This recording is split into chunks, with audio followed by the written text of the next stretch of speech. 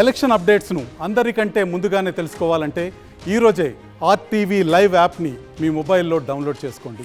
ఈరోజు 7th and final phase of elections అయిపోతున్నాయి లోక్సభకు సంబంధించి. సాయంత్రం ఎగ్జిట్ పోల్స్ చాలా సర్వే కంపెనీలు మీడియా సంస్థలు చేస్తాయి. మీరేమనుకుంటున్నారు? రాష్ట్రానికి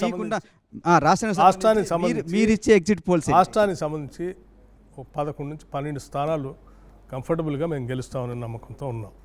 ఓకే, ఎక్కడ అప్పుడు బీజేపీకి ఎన్ని వస్తాయి అనుకుంటున్నారు? బీజేపీ అండ్ బీఆర్ఎస్ ఎన్ని వస్తాయో మిగతా స్థానాలు వాళ్ళు పంచుకుంటారేమో. మీ అంచనా ఏంటి? నేను ఎందుకు, మీరు ఒక సీనియర్ పొలిటీషియన్, నేనేమో సర్వే చేయలేదు, లేకపోతే శాంపిల్ స్టడీ కూడా చేయించలేదు. మీకు 12 నుంచి 14 అయితే మాకు మాత్రం 12 రావచ్చు, వస్తే 14 కూడా దాకా కూడా పోవచ్చు. అప్పుడు 14 వస్తే మిగిలే 3 అయ్యాయి.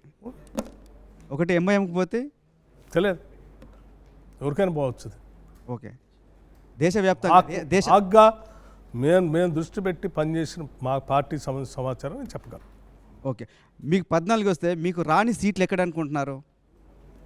అవి మీకు రిజల్ట్ వచ్చిన తర్వాత తెలుస్తుంది. నేను అంత మీకు ఏమంటారు, మీరు ఇప్పుడే అడిగారు కదా, ఏమంటారు ఎగ్జిట్ పోల్లో మీరు చర్చలో ఎందుకు పాల్గొన్నారు? ఆ ఎగ్జిట్ పోల్ సమాచారంలో నేను లోపల పోదలుచుకోలేదు. ఒక సీనియర్ పొలిటీషియన్గా మీ అంచనా ఏంటని?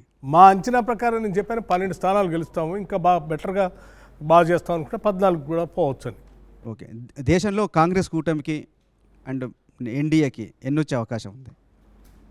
దేశం మొత్తం మీద కూడా ఈసారి కంఫర్టబుల్గా కాంగ్రెస్ పార్టీకి ఇట్ క్రాస్ మోర్ దెన్ సింగిల్గా Congress party it cross more than 150 అని. ఓకే, కానీ బయట బాగా చర్చ జరుగుతోంది, నెక్స్ట్ 3rd టైం కూడా మోడీ అధికారంలోకి రాబోతున్నారని. చర్చలు సహజంగా జరుగుతూ ఉంటాయి కదా, మీడియాలో కానీ సోషల్ మీడియా కానీ. పాలిటిక్స్లో పోలింగ్ జరుగుతున్నప్పుడు అందరూ దాని మీద చర్చ చేస్తూ ఉంటారు. Fine, it's welcome. మరిన్ని వీడియోస్ కోసం ఛానల్ ని సబ్స్క్రైబ్ చేయండి, లేటెస్ట్ అప్డేట్స్ కోసం వాట్సాప్ ఛానల్ ని ఫాలో చేయండి, అండ్ లింక్ డిస్క్రిప్షన్ లో ఉంది.